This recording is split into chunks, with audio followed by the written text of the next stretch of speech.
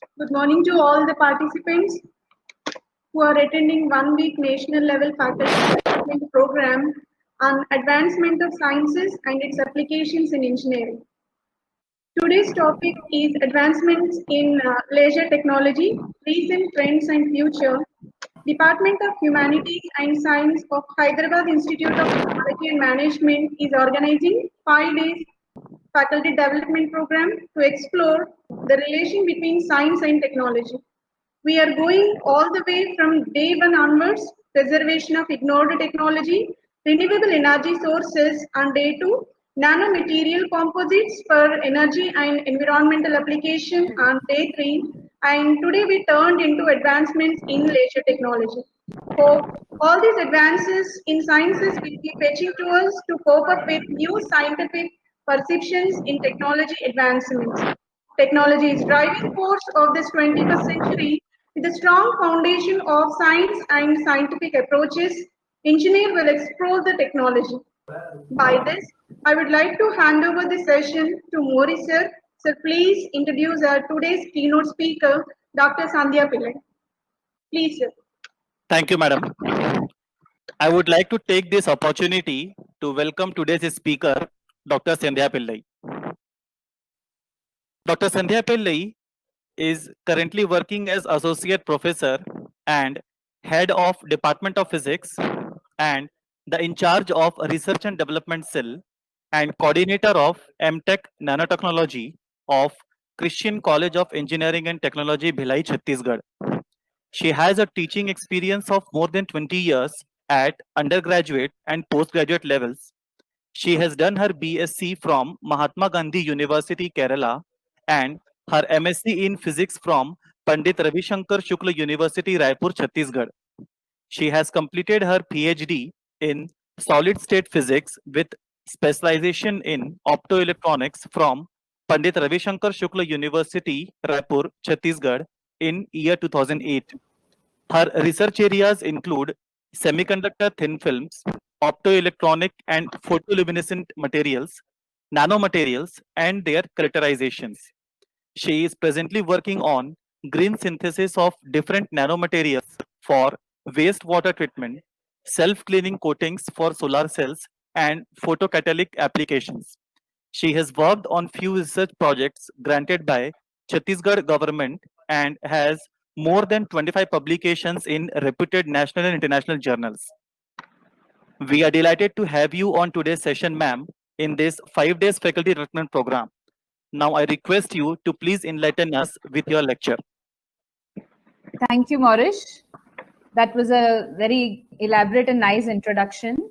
I'm very happy to be a part of the faculty development program on advancements in science and its application in engineering, which is being organized by Hyderabad Institute of Technology and Management. I'm grateful to the organizers and Morish for inviting me and giving me this opportunity to talk to you all. So, moving on to my topic, I'll be talking to you on the advancements in laser technology, recent trends, and future. Laser is an amazing advancement in science, and the laser has grown from initially it was discovered in decade of 1960, and then it has grown in a very amazing pace, and it would be, I think it would be a great thing to take you through a journey where I would like to talk about the past, how this laser came into existence, a background of its past, and then I would like to move on to the present. What are the present applications, and then move on to what is in store in the future. So I hope I can do justice to this amazing technology of laser, where I would like to take you through a tour right from the past and reaching to the future. So the contents of my presentation would include the background, overview of the laser, because many of you may not be. I was told by Morish that it is an interdisciplinary program, and there will be persons from different streams. So I would like to give a brief introduction about laser, some of its, the types, the operating modes. Why is it different from ordinary light? What are its characteristics that makes it different? What are the applications? Then moving on to the recent advancements in laser technology. What are the future applications? And then concluding remarks. So going on to the background. I'm sure most of you must be knowing what laser is. It's an acronym for light amplification by stimulated emission of radiation. So it's intense light. There's a lot of bright light, amplified light, and it is produced by a phenomenon called the stimulated emission of radiation. So we'll be discussing about what stimulated emission of radiation is a little later. And it all started with Max Planck's theory of quantization of energy. So Planck said that energy can be absorbed or emitted by an atom in forms of packets or quanta. So the photons that are emitted, that is emitted in packets of energy equal to h nu, where nu is the frequency of the radiation. So that was the theory that was put forward in year 1900. Then Albert Einstein, he worked on the Planck's theory, and he used the Planck's theory, and then he went on to describe spontaneous emission and stimulated emission. So stimulated emission of radiation and how is it different from spontaneous emission of radiation, that was described by Albert Einstein in 1917. In 1948, there was a remarkable invention by Dennis Gaber, that was of holography. So holography, most of us know that hologram is a three-dimensional photograph. So it is of a particular object, and it can be created using a coherent light like a laser source and then illuminated by the same coherent light. So this discovery was made by Dennis Gaber when he was trying to he was trying to improve the resolution of his electron microscope. So he used electron beams to generate the hologram, and then he used a coherent light source, laser source of light. He used a coherent source of light first. So laser was not invented then. So he used a coherent source of light, and then that was used to illuminate the hologram. So that was in 1948. Charles Townes and his colleagues in 54, they demonstrated practically the Einstein's concept of stimulated emission using microwaves. So that was how maser was invented. Microwave amplification by stimulated emission of radiation. So maser was invented first. Then Gordon Gall, he worked on the same thing using light. He tried to demonstrate the same principle that was in maser using light, and that's how the word laser was coined. The first practical laser, so that was in year 57, and then the first practical laser, that was a ruby laser, was invented by T.H. Merman in 1960. So ruby laser used a ruby rod for making the laser. So the lasing medium was ruby, and the ruby laser was then used for medical treatment. That was the initial application. So that was for medical treatment. And here you can see a cutaway view of the ruby laser. So ruby rod is there. This is a ruby rod that is at the center. And this ruby rod has a helical flash lamp. This is a quartz flash tube. This is in the shape of a helix. This flash lamp was covering the ruby rod, and then for amplification of light, two mirrors were used. That is a fully reflecting mirror on one end and a partially reflecting mirror on the other end. So you can see that here you have a partially reflecting mirror, and here there is a fully reflecting mirror. That's how light can be amplified in a laser. So those who have studied about laser, you know that there is an optical resonating process where the light that is produced or generated, they will travel between these mirrors. They will travel to and fro between the partially reflecting mirror and the fully reflecting mirror, and then the light amplification will take place. Amplification, the meaning of amplification is multiplication of photons will take place. So that process takes place here, and the energy is supplied using this helical flash lamp. And then you have the power supply that is given to this lamp, And then you have the circuitry and the entire system. There is a coolant running over it so that the entire laser does not get heated up. So this was the first laser that was invented. But ruby is actually, it's an aluminum oxide crystal having some chromium ions. So these chromium ions give the red color to ruby. So these chromium ions are the atoms that take part in the lasing action, and they are able to produce the laser light. So this ruby laser was expensive. That's the reason they went on to work for better lasers, more cost-effective lasers. So ruby laser, ruby rod is very expensive. So further development was made. A diode laser, which is more cost-effective, was invented in 1962.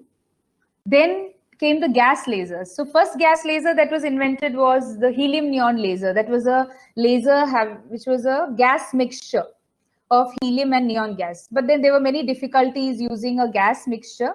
So Kumar Patel of the Bell's lab, they and his research colleagues, they invented the carbon dioxide laser in 1964. So carbon dioxide laser that could produce the IR light, the infrared light, between the wavelengths between 940 nanometer and 1060 nanometer. So that was how the first carbon dioxide laser was invented. Then when that was in 1964, and later in 1971, the free electron laser was invented, and that free electron laser that uses free electrons, and these free electrons are the free electron laser will have these very high speed electrons which are moving through a magnetic structure, and these free electrons use these magnetic structure as the lasing medium. So this laser, the basic thing about this laser is that this laser has a wide frequency laser, and it can generate wavelengths ranging from the microwaves to the X-rays, 40 and 1060 nanometer. Then a diode, the free electron laser was developed by John Madley in the year 1971, where fast-moving electron beams were moving through a magnetic structure as a laser beam. The major advantage of this free electron laser was that here it could generate light of a wide range of wavelengths, that is starting from the microwave to the X-rays. So I'll show you the electromagnetic spectrum so you get an idea of this, how lights are, what I mean by the wide range of wavelengths. So that was the free electron laser that was invented after the gas laser. Then came the solid state heat capacity laser. That was a diode pump solid state laser. It was used for military weapons. And here, initially, the power that was produced by the optical power that was generated in the laser was of the order of a few milliwatts, then in watts. Later on, they could develop up to a few kilowatts. And the purpose of this heat capacity laser was to generate about close to 100 kilowatts, but they could achieve up to 67 kilowatt. And 5 ceramic Nd:YAG lasers. So that is a particular type of solid state laser. That Nd:YAG laser was used, and that was the first laser, a solid state laser, which was used for military weapons. Then came, so that was in 2006. That was a major development in 2006. Now, from 2017 onwards, IR lasers, which are the infrared pulse lasers, are used, which are fired into the honeycomb lattice of selenium and tungsten, and they could give amazing, astonishing quantum speed, computing speed. That is, a bit could switch over 1 quadrillion times a second. So it could switch between on and off 1 quadrillion times a second. So that good computing speed was could be achieved. So that is this work is going on in this type of laser. So I have given you a broad overview about how this laser has developed over the years, from 1917, where the concept of laser came in, to 2017, where so it's a century-old phenomenon where laser has been used and still is put into a lot of use. So moving on to the overview of laser, you can see the entire electromagnetic spectrum over here. So the highly energetic gamma rays and the low energy short waves. This is the entire range of the electromagnetic spectrum. You have the gamma rays, then the X-rays, which are of short wavelength, then the ultraviolet. These are all high energy waves. Then you have the visible region. The visible region, you have the VIBGYOR, starting from violet to the red. This wavelength is 400 to 700 nanometer. And then from the visible light, then it moves on to the infrared region, then the microwaves and the FM, and then finally the short waves. So this is the entire electromagnetic spectra.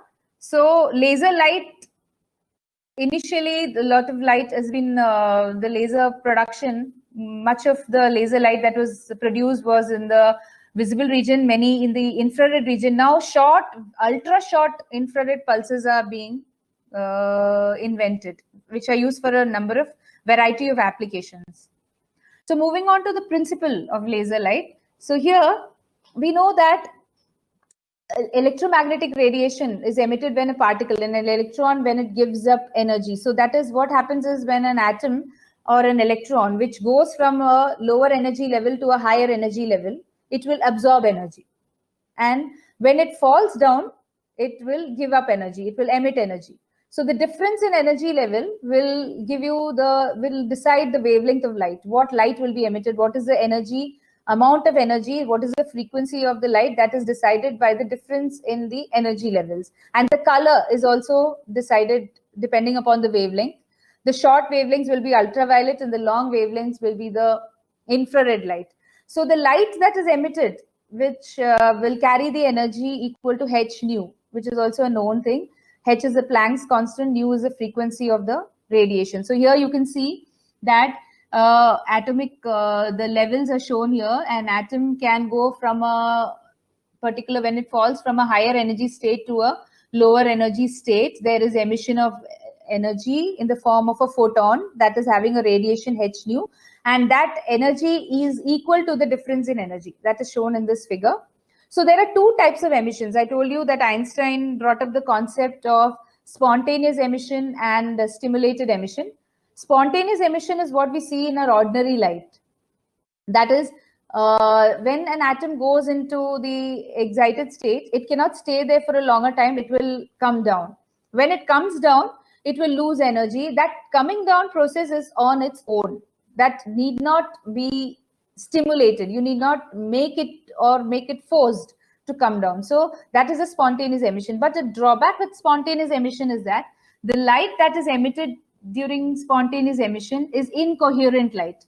The light will not be having a constant phase difference, and that light will not cannot produce intense light. So that's why our ordinary light is not the light we are using in our incandescent bulbs, our tube lights. They are not, the emission is by the process of spontaneous emission. And so we are not able to get an intense light because many of the photons are lost because there is no coherence, the time of emission is not the same. So the light will not get emitted and their number will not get multiplied. So stimulated emission is a non-equilibrium. So this is a normal process that happens. Spontaneous emission happens on its own. You need not do anything about it.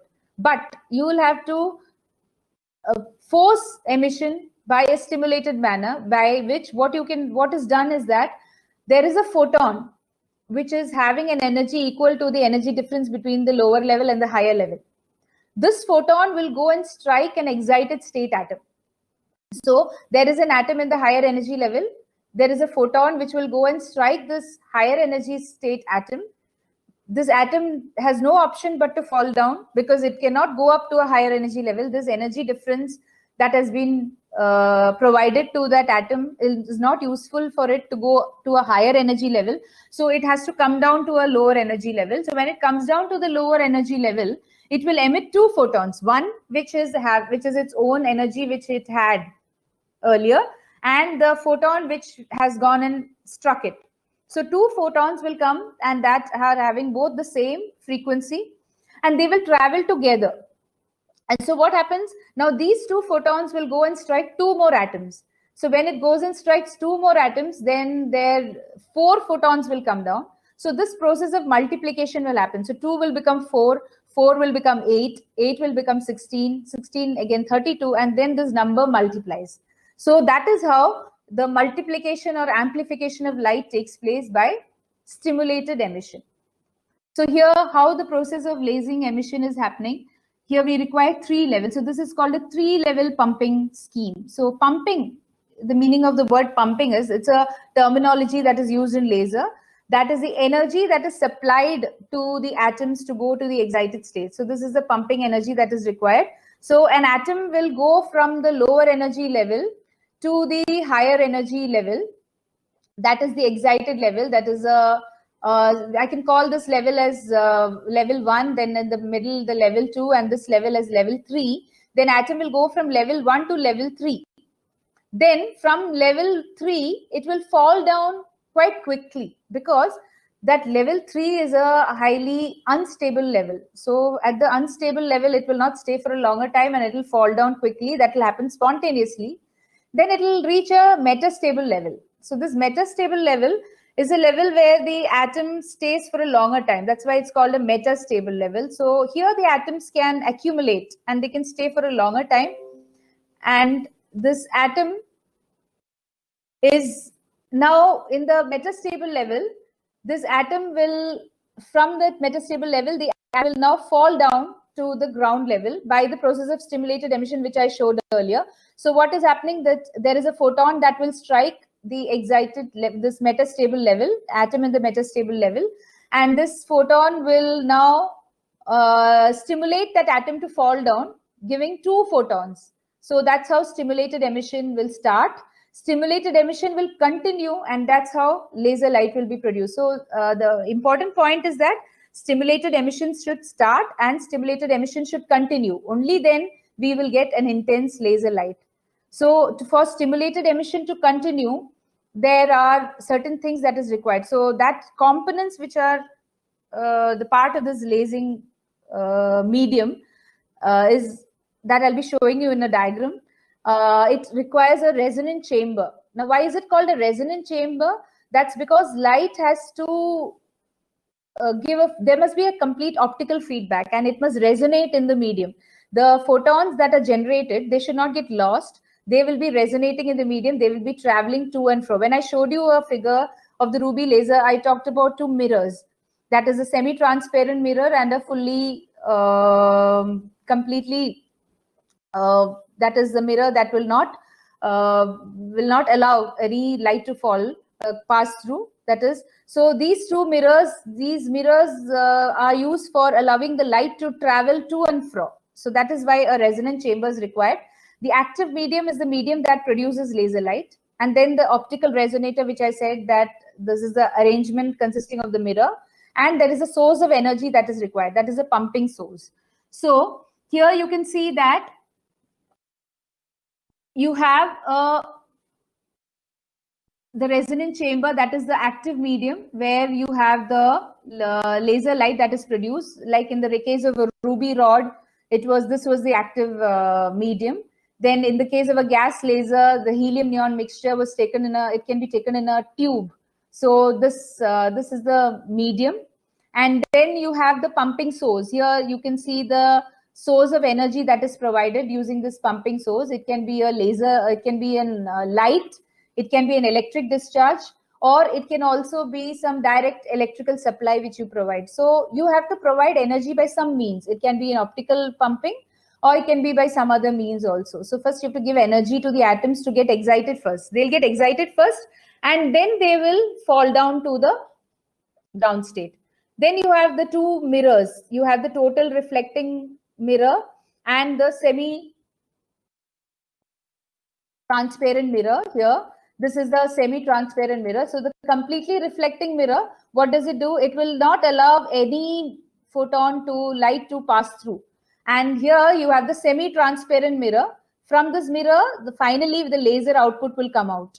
So between the 2 mirrors, between the semi-transparent mirror and the total reflecting mirror, the light photons that are emitted, they will travel to and fro, and the number will multiply to a very large extent. And then you can see that the laser light is produced and it will come out as a focused beam. Now moving on to the different types of laser, the first type of laser I told you was a solid state laser, ruby laser, which was discovered. Then there's a ND-AG laser and a variety of solid state lasers. Then gas laser, carbon dioxide laser, helium neon laser, and argon laser. There are many lasers which I'll show you in the next slide. Then the diode laser, the free electron laser, and there is also a dye laser that is also used for many medical applications. So here you can see a list of the different laser types. The different lasers that have been used are the wavelengths that are generated are also shown here. Some of the light that is useful are in the visible range. That is, you can see the helium neon laser giving wavelength in this region of the visible range.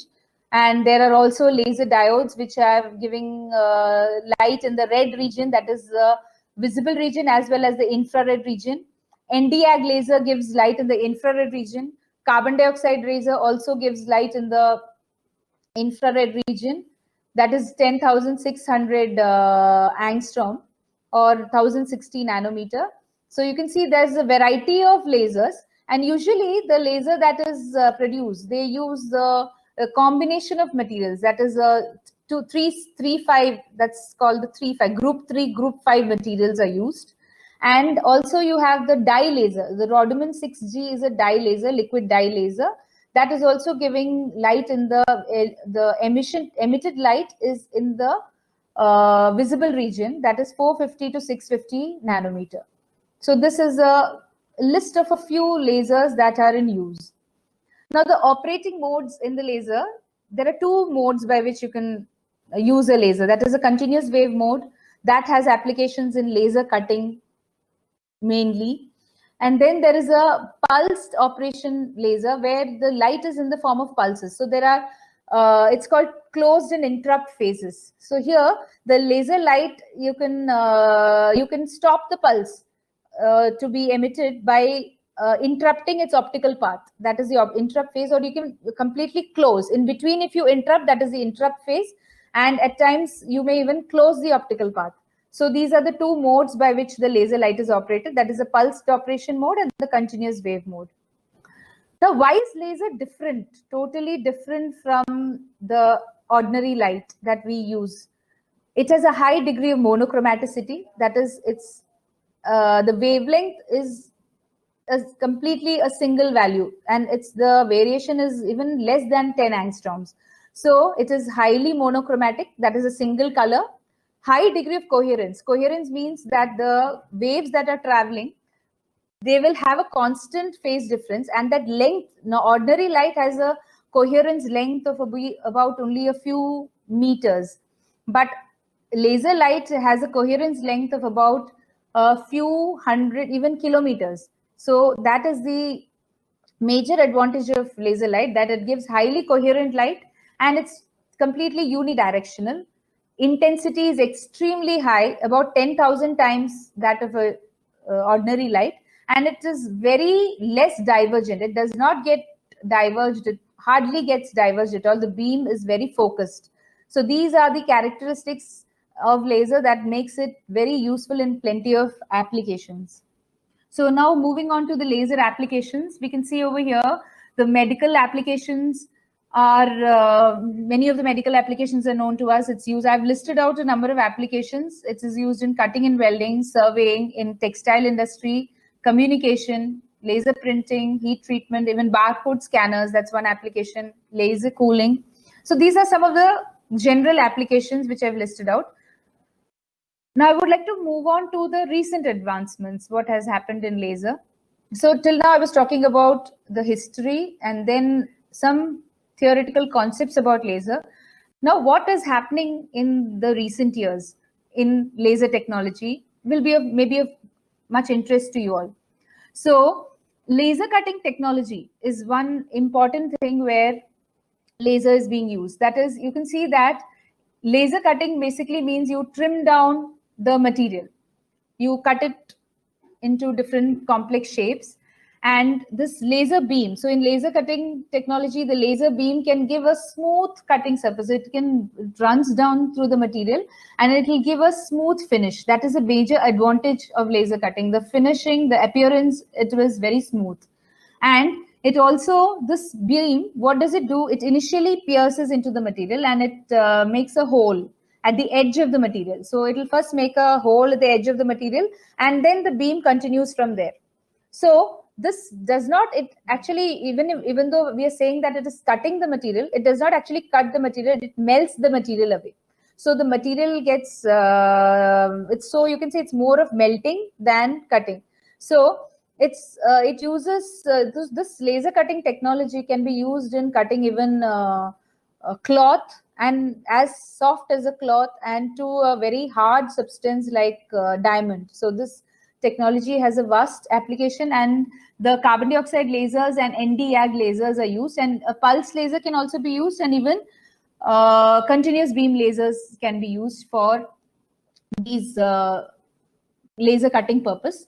So it has wide applications in electronics industry, autos industry, wood, packaging, medicine.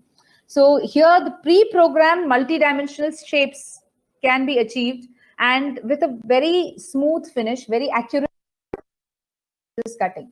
So you can see a laser cutting machine. Here the laser source is there. So this is the laser source where you have the crystal that is emitting the laser light. It may be a Nd:YAG laser. And then the laser source is coming out, it's focused, and then it's using lens, it's further focused. Then the light is coming and it's passing through this region where you have the material here, the cutting material over here. And further lenses are, the focus system is used so that you get a very narrow beam of laser that comes here. And then it cuts at the end, and then it will move through the material and it will give a perfect finish to the material. Use the laser technology is also used in textile industry. It can create intricate patterns very quickly and in a reproducible fashion. So many car manufacturers, they use these laser cutting technology method for cutting their seat covers, then seat belts, carpets. So it's a very useful thing for the auto industry.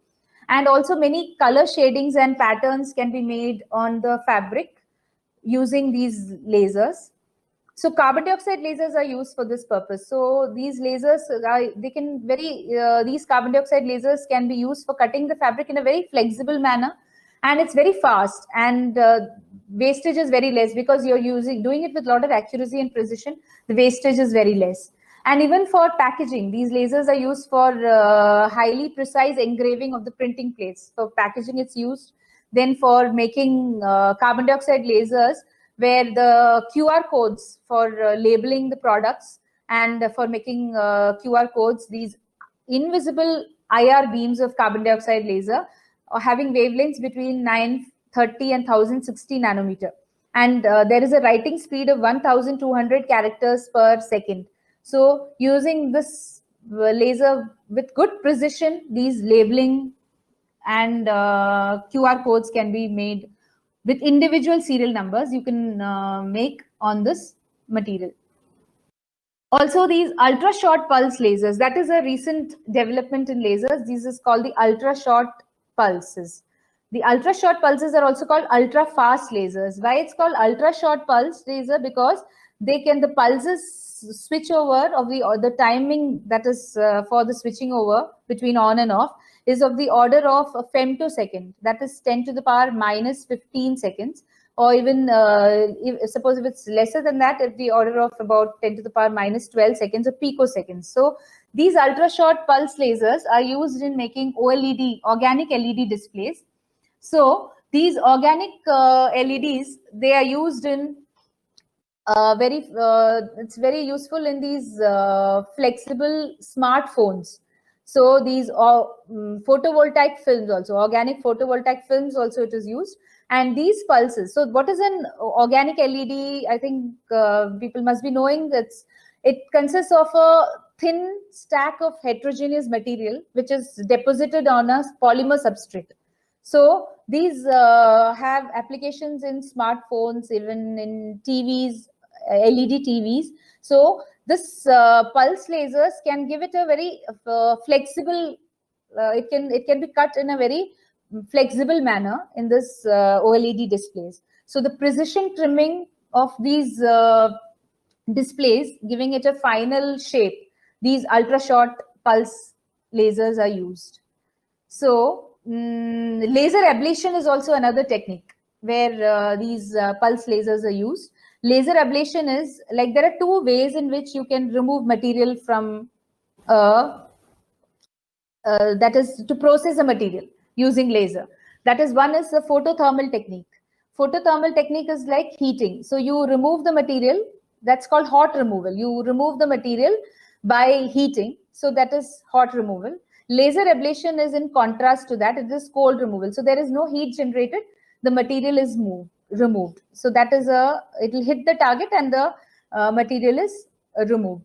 So in this, laser ablation technique is useful in determining the isotopic composition of these many materials, the chemical composition of these materials.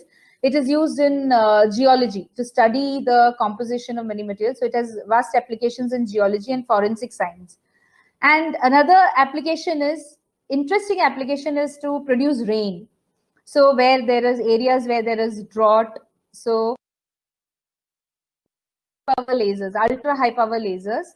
That is what you mean by super continuum, is that laser light that can be produced in a wide spectra. So it's like you have a broad spectra like an ordinary lamp, but the intensity is as high as a laser. So ultra high power lasers means the power generated by the laser is very high, of the order of few gigawatts or even higher.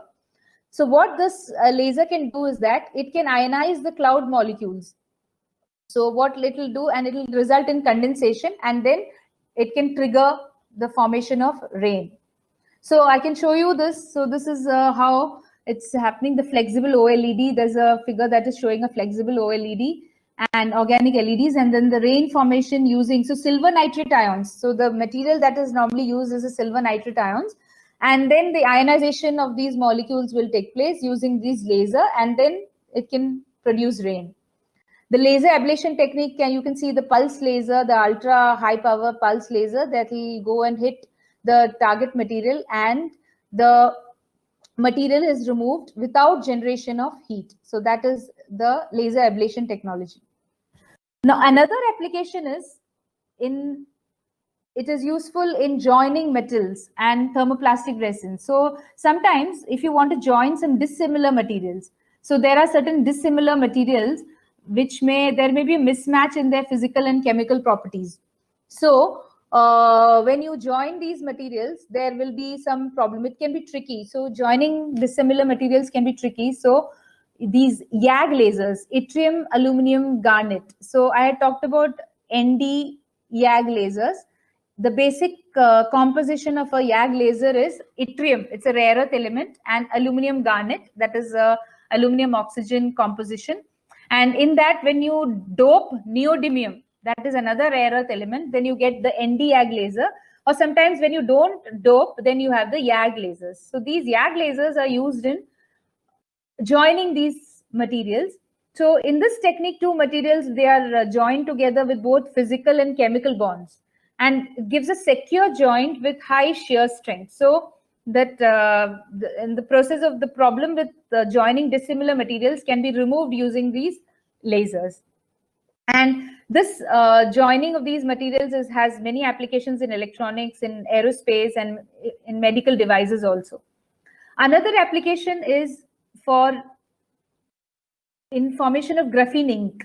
That is, in inkjet printers, when you are making flexible circuits for electronics and biosensors, graphene ink is printed onto the material along with the inkjet printers. So if you combine this graphene ink with a pulse laser after annealing, it will give a printed graphene which has a lesser resistance and an improved electrical conductivity. And also another advantage is that the printing surface is not damaged when you use this laser. So this is another advantage, where an application of laser where it is mixed with, it's called a new graphene ink formulation, where after annealing the graphene powder, it is pulse laser is used. Then you have the all silicon laser. That is another recent development. Earlier, the lasers that have been used were consisting of compounds of the 3,5 group. That is, I said earlier that group 3, group 5 combination, that is gallium arsenide, barium nitride, silicon nitride. So these are the different combinations. So now all silicon, only silicon laser is being developed, which has high optical gains, and that is used in communication, displays, chemical sensing, and biosensing, and many other applications in imaging also. But there is a problem in achieving good optical gain. So for that, what is done is that on the silicon substrate layer, they do high pressure surface passivation. So surface passivation means what happens is that you are coating that layer, the material, with there is some coating so that the reactivity, the material does not react. So when you reduce the reactivity of the material, the optical gain can be increased. So this method, by improving the optical gain, the all silicon laser has a very large application in many of these fields. So you can see an all silicon laser in this figure. And the spectral performance, so these all silicon laser, the emission wavelength is close to 800 nanometers. And you can see that here the intensity, depending upon the power, the intensity is also, intensity is increased. So this power per unit area, milliwatt per centimeter square, that much power. And for the different power, the different intensity, that is the power that is provided to the laser. This is the input power. And depending on the increased input power, the emission intensity will also increase. Then we have another application which is now in use, is producing mid-infrared laser. So you have the far infrared laser and the infrared laser. So earlier we did not have a laser light that could produce wavelengths in the mid-infrared region. So mid-infrared laser was produced by scientists from MIT and Harvard University. They showed that holmium-doped laser, that is a distributed feedback laser, I'll show you in the diagram there, that is deposited or it is integrated on a silicon platform. And this laser can generate a mid-infrared light of the wavelength of 2100 angstroms. So here in this case, you can see this in this diagram, you can see you have the laser silicon nitride is there, and aluminum oxide holmium doped film and silicon dioxide. These are all, these materials are joined together as the lower and the upper cladding, that is the levels, the different layers, and that is integrated on a silicon substrate. So this is how, there is a silicon platform, silicon photonics platform that is called, and this these materials are integrated onto that. And the transmission energy, you can see over here, 2100 nanometer light, that is in the mid-infrared region. In that range, the transmission is very less. The transmission is so less and the absorption power is very high, and the emitted light is in this region. So that was another application where you can get mid-infrared laser, and it has a variety of applications again in medicine and in sensing applications and even in communication. Another terminology that is being used these days is the flying laser. So flying laser will travel along the length of an optical fiber. So you all know what an optical fiber is. It's used for communication and for delivering light from one end to the other. So along with that, instead of using ordinary light in an optical fiber, laser light is incorporated, and there's a micro laser is used. And this can be used for drug delivery. So if precise positions in the body, it can deliver light, the drug along with the light, and that light will travel through the optical fiber. This micro laser, this flying laser, is also used for very sensitive temperature measurements. So that is another application. You can see how a flying laser works. Here you can see the wavelength, the particular wavelength. At a particular wavelength, they'll emit light, and this light, this emitted light is passing, it's traveling through this entire region of the optical fiber. One more application which is being recently developed is for headlights in automobiles. So this high beam laser headlights, they are providing very high visibility. So earlier headlights which are, or nowadays the headlights which we are using are the LEDs, but this laser headlights can give a much farther visibility. And that's why this is a good application in automobiles as well as in driverless autonomous vehicles. So when you are using driverless vehicles, this high beam laser light, they are normally blue laser diodes are used, and there is a phosphor. Phosphor is a light emitting material. It is combined with this blue laser. So when this blue laser, when it activates this phosphor, what will happen is that you get white light, and the intensity of light is very strong. And what will happen is that it is then this light which has been combined with a phosphor, it is put into a fiber optic module. And through the fiber optic module, the beam angle can be controlled. So if you can control the beam angle and the light, that is the direction in which the light moves, then it can, in driverless vehicles, this can help in navigation. So you need not so this particular application is where you are using very high beam lasers. It's a very focused beam and high beam, and that has to be incorporated into a fiber optic module. So the visibility is also improved, as well as the direction, selectivity, where you can use it for navigation. That is also a very good application in recent years. One recent development is a white light holography. For that, single longitudinal mode lasers are used. That is a diode pumped laser that is called a DPL laser or a SLM laser these days. These lasers are used in white light holography. So earlier I talked about holography that was using a single color. So now the recent development is in a white light holography, where the light that is produced, the hologram that is produced, is using the three colors, red, green, blue. And then to illuminate, so first you have to construct the hologram. So that construction of the hologram is done using the red, green, blue lights. And then you are illuminating it with a wavelength which is close to one of these colors. So using that, this new technology in holography has been used. So this diode pumped SLM lasers are used, and these lasers are better than gas lasers. So traditionally, the gas lasers were used in holograms. So now this is more efficient, and their lifetime is also longer. And here, the visible range, the wavelengths that are generated, that is generated in the entire range of the visible spectrum, starting from the blue region to the red region. I've shown a number of wavelengths over here. So these wavelengths, the light that can be generated in the order of these wavelengths. And the main advantage is that the precision with which it is made, that is another quality of the hologram, because using the white light illumination, the clarity of the hologram is much more in these RGB DPL lasers.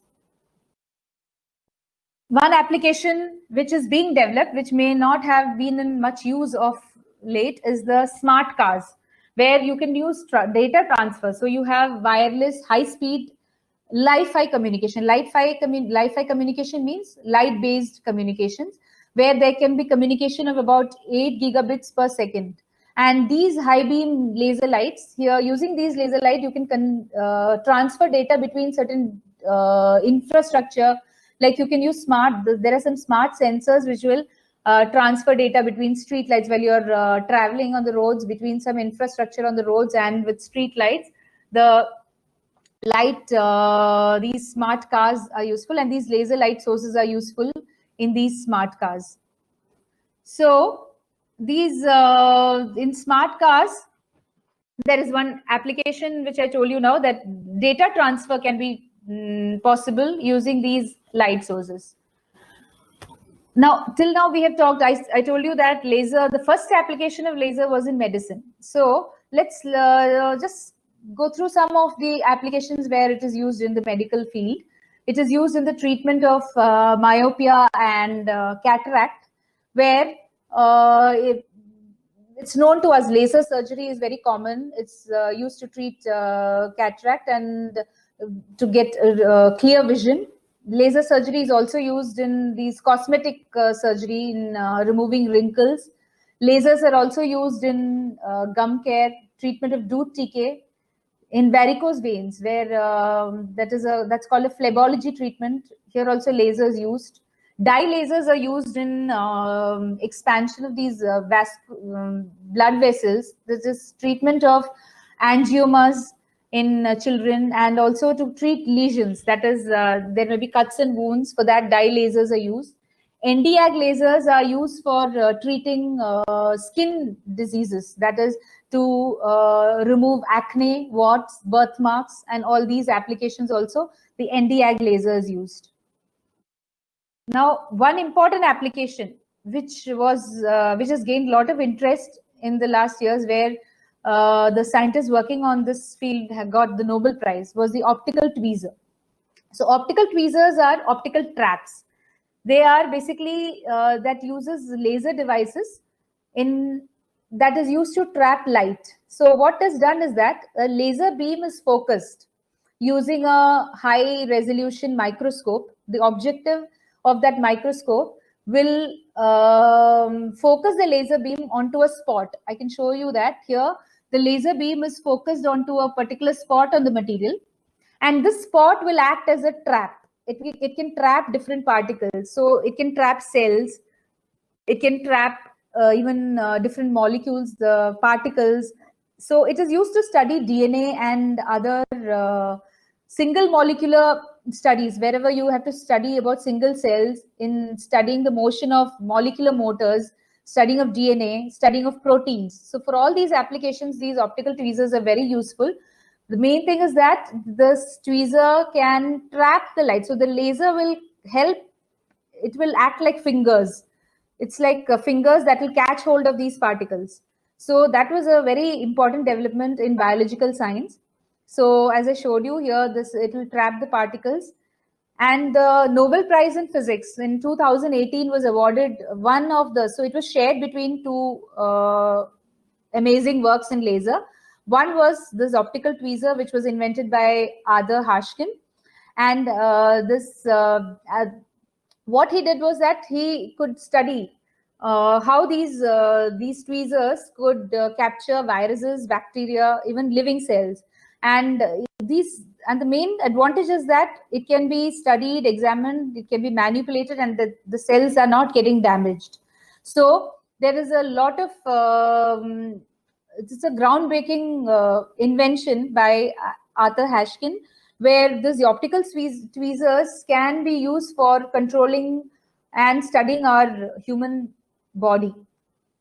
So here, another application of this optical tweezer is in studying the motion of molecular motors. So here in this figure, we can see a molecular motor, that is kinesin, that is attached to a sphere in this. So this is a light. This is a laser trap which will trap particles. So this molecule will get attached to the sphere, and this sphere will move along the distance of this. Along the distance, and when it moves along the distance, this kinesin molecule will also move, and this sphere will, and the distance can be calculated. So when the distance is calculated, and we can find, and when this distance is calculated, you can see that the molecule will then come back. It will come back to this original trap position. So these optical tweezers have this application where it is used in mapping the molecular motors. And another application where where the Nobel Prize in Physics was achieved was the chirp pulse amplification, which was discovered by Gerard Mourou and Donna Strickland. That was here. Chirp pulse amplification is a process where a pulse laser is first stretched in time. It is first stretched in time so that the power is less, then it is amplified, and then it is compressed again. So what the advantage is that the light is packed within a very tiny area of space, and the intensity is very high. So that is one advantage of this short pulse laser. This is called CPA, or chirp pulse amplification. So going on to the future applications.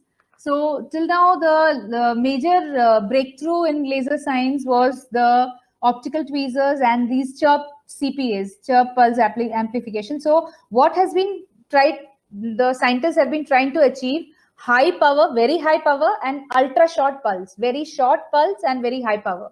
So this extreme high intensity, it is useful in changing the properties of matter.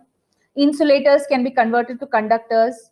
Even in living organisms, living matter, it's possible to drill, cut holes with lot of precision with these ultra short pulses. So medical field, this can be a very important invention where you can achieve very short pulses for doing precision surgery.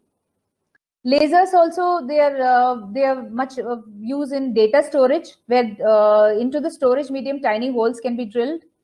It is used in surgical stents, where you can it is used in the stretching of widening of blood vessels, urinary tracts, and creating passageways inside the body. So these are certain applications where these high intensity lasers and ultra short lasers can be used for many medical purposes. And also it has application in nanotechnology, where tiny short molecules can be machine tools, can be super tiny machines and tools can be used. And it can also cut out parts from molecular size motors. So these lasers can be having a good application in the nano field. Nanomaterials are also having a lot of application in medical purposes, where you can see that it is have a very good tool in drug delivery systems. So these laser lights, these ultra short laser lights can help in these drug delivery machinery.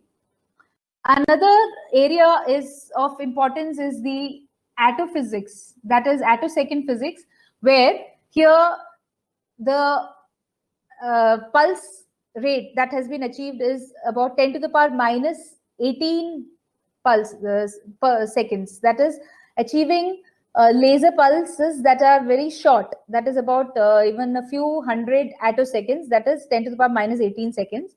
So here we can even study the motion of electrons in an atom. So that these short pulses, it will help us to study the motion of electrons. The dramatic word of electrons, we can not only see the electrons, we can also control the motion of the electrons when the pulses are reduced to this level of 10 to the power minus 18 seconds. So I can just show you a diagram where this is a scale starting from second to attosecond. You can see that some of the chemical reactions that take place in the microsecond range, fast electronics in the nanosecond region, molecular vibrations can be studied in the picosecond region, then photosynthesis in the femtoseconds, 10 to the power minus 15, and then going on to the motion of electrons in the 10 to the power minus 18 seconds range. That is called the attosecond range. Now, so the same scientists which I was talking about who were awarded the Nobel Prize in physics in 2018, they are now working on extreme light infrastructure, where they are trying to achieve a peak power of 10 petawatts. Petawatt is 10 to the power 15 watts. So you have the gigawatt, 10 to the power 9 watts, then further you have terawatt, and then now they have achieved up to petawatts. And that the intensity is very short flash, and their intensity is equivalent to about 100,000 billion light bulbs. So this is the speculated achievement that is they're looking forward to. And then even from 10 petawatts, now they are working on getting up to 100 petawatts. And later on, the vision for the future is trying to achieve power of zettawatts. Zettawatts is of the order of 10 to the power 21 watts. So the power is 10 to the power 21 watts and pulses down to zeptoseconds. Zeptoseconds is 10 to the power minus 21 seconds. So it's ultra short pulse, where you get about the order of 10 to the power minus 21 seconds and the power of 10 to the power 21 watts. So this is how the amazing world of laser is. You have huge possibility of achieving very high power and very short pulse. Another application is in the use of laser is to supply energy to the spacecraft. So maybe a day would come when this is a future application where we may not need rockets to send satellites. There will be a cable between the ground and the station, where so that the space elevator, it can escape the velocity of the Earth, and this elevator will have an Earth-based laser. This laser will provide the power to this elevator, and the laser's energy will get converted to electrical energy. So that is a possibility which we can see in future, where we may not need rockets for propulsion. This is how this is how this is expected, how it is expected. There will be a cable that will be moving, that will be connected between the station and the elevator, and then we can see how this laser light will help in providing power to the spacecraft. Now, moving on to the concluding remarks. So it's a professor of physics and optics in University of Rochester. He said that laser is so special because it can allow us to harness light in a very unique way. So it's so tunable. That's the major advantage. You can work on laser, you can achieve different wavelengths for different applications, you can achieve up to very short pulses and very high energy. And from surgery to communication to medical diagnostics, it's going to be a very transformational tool in future. So we can get more effective solar cells, faster electronics, very flexible smartphones, better catalysts, designer pharmaceuticals, new sources of energy. So these are different possibilities maybe we can achieve in the coming years. Even and you can see that there are a lot of applications patented. So we've seen that it's been almost 60 years after the invention of the first laser, and there are about more than 50,000 patents filed. So there is always a lot of work going on laser, and there's a lot of scope. So there may be plenty of new things for us to study about laser. So this is just a bird's eye view of some of the applications which are being used, as well as what is the scope for the future. So I think now I'm done with my presentation. Thank you. Thank you for your patience. Thank you, madam. As introduced by Maurice sir, you really enlightened us with most informative content all about laser technology, right from their origin to recent advances. Now, we came to know that how lasers are actually working and types available for their diverse applications, and what are the recent advancements in laser technology. We are fortunate to have such a wonderful and informative session by you, madam. We from Hyderabad Institute of Technology and Management and from all the participants of Faculty Development Program would like to acknowledge you for illuminating us in the advancements of laser technology. It is our immense pleasure to acknowledge all our delegates for attending today's session. Maurice sir, please go through the question answers. Maurice sir.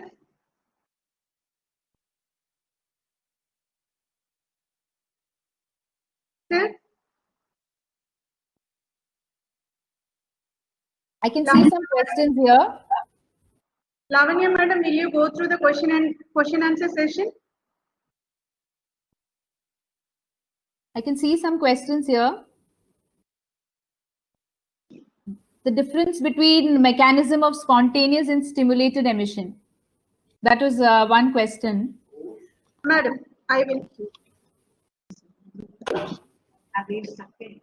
Yes. Good morning, madam.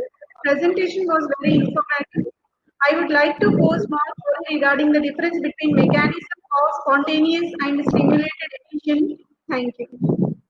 Okay, so as I showed in my presentation, spontaneous emission is where the light emission takes place on its own. So if you're able to understand that, like when an atom is falling down from the excited state to the ground state, so it is very unstable.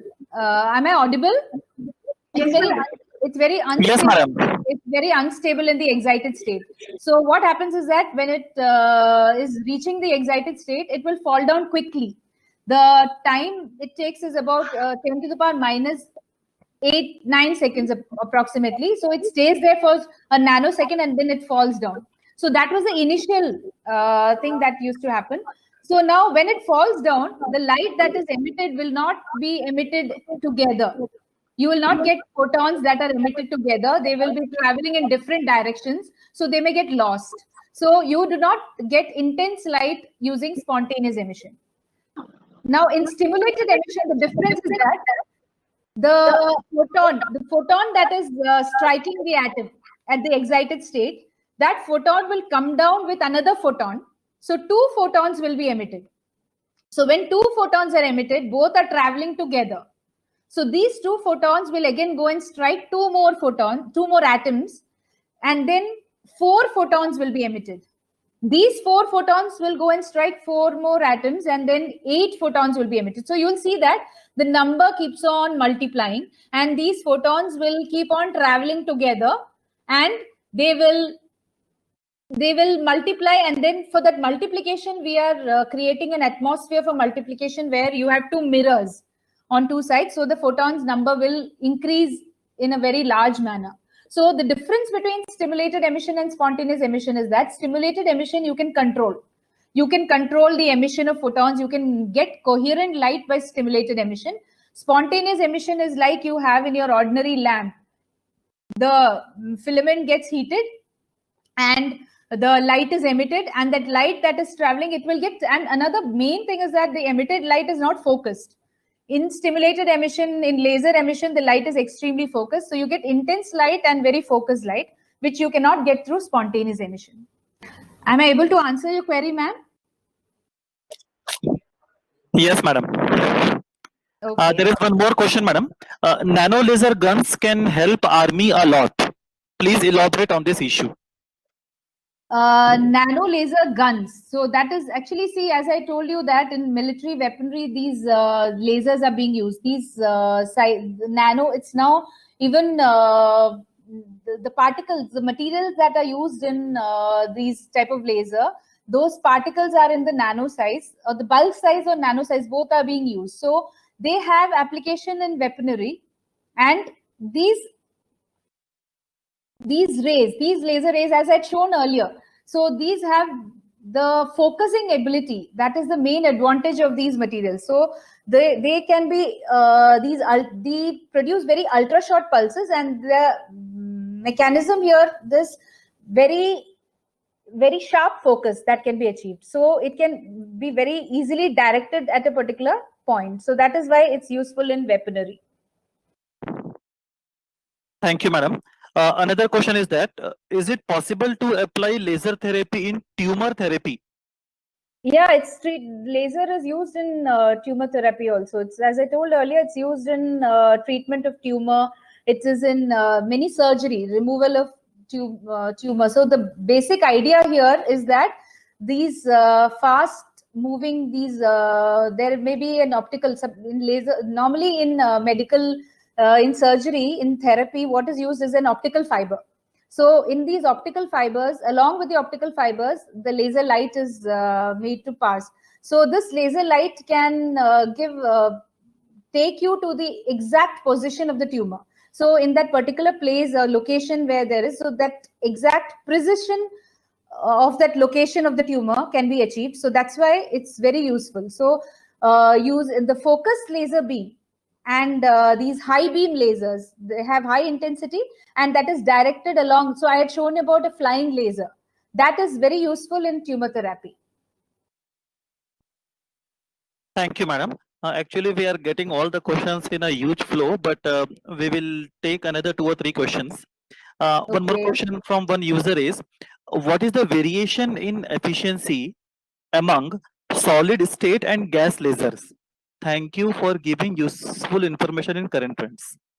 Okay, so here the efficiency is depending upon the material. It's not classified as solid state and gas laser. It's the material. Like if you're using a ruby laser, the efficiency was not very high.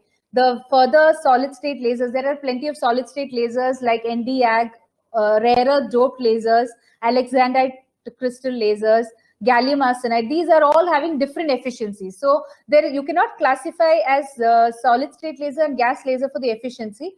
Depending upon the material, the efficiency will vary. Similarly, gas lasers have very different applications. You can see in solid state lasers, mostly visible light is generated, and Nd:YAG laser near infrared laser light can be produced. But in using the carbon dioxide laser, more of infrared light can be produced. So it's the wavelength that is generated. And in gas lasers, the gas mixture lasers are less efficient, and carbon dioxide, carbon monoxide lasers are more useful. So they have wide variety of applications in laser cutting machines and many other applications which I had shown earlier. So the gas laser, especially single gas lasers, are useful. Efficiency will depend upon the type of material used. That is, whether it's a single gas or a gas mixture, whether it's a particular crystal. So every crystal has its own properties. So that properties will vary, and depending upon that, the efficiency will also vary. Okay, madam. One more question is there. Is it possible to develop multiple wavelengths laser? Like within one laser, is it possible to develop a laser of 630 nanometer, 660 nanometer, and 820 nanometer? Yes, it's possible. That's what I had showed you. This DPL laser, single longitudinal mode lasers, which I had showed you here, that it is possible to develop in the entire region of the visible spectrum. So it is possible. So that is one development that has happened. Earlier, it was used in single colored lasers, but here you can get very focused, intense beam of each wavelength.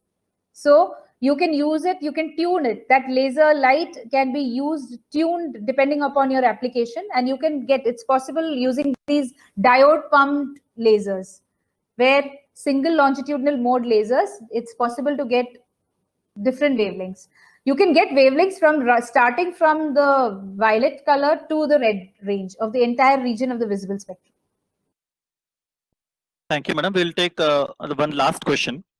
Yes. Nowadays, laser are being used for micro machining in manufacturing industry. So, what are the various important parameters of lasers which can be optimized for getting good surface finish? Okay, so here the main thing is that, see, as I told you, in the laser cutting machinery, the main purpose in manufacturing industry is used for cutting.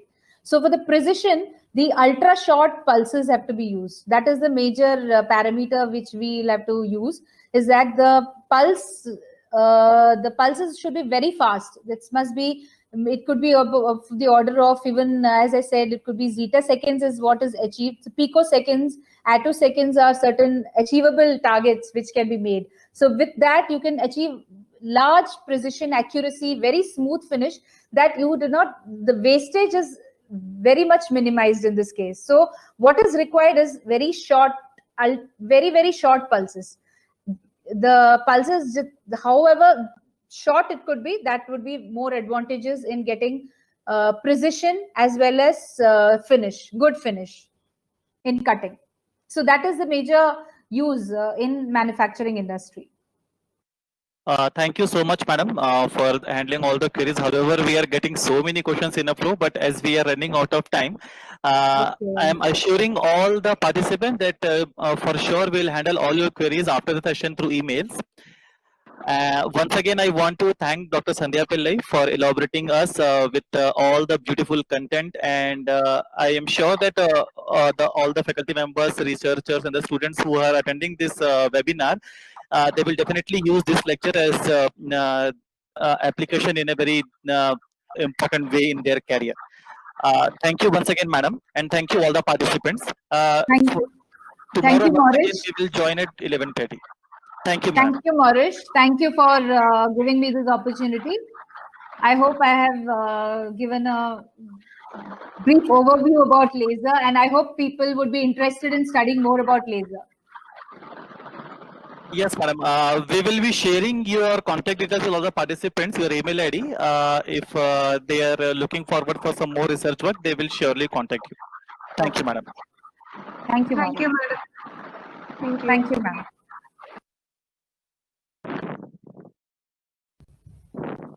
Now we are concluding today's session. We are done with the 4th day of our FDP. Once again, tomorrow at 11:30, we all will meet. Thank you once again.